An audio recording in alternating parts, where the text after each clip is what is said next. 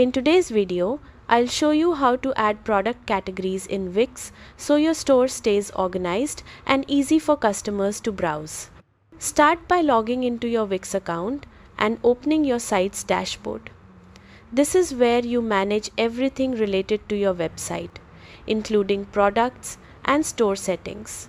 From the dashboard, head to Store Products. This section lets you control your product listings, pricing, and organization. Once you're inside Store Products, click on Categories. Categories help group similar products together, making it much easier for customers to find what they need. In the top right corner, click Add New Category. Now, enter a clear category name, something that accurately represents the products inside it. You can also add a category description to give shoppers a better idea of what they'll find there. If you want your store to look more polished, upload a category image to visually represent that category.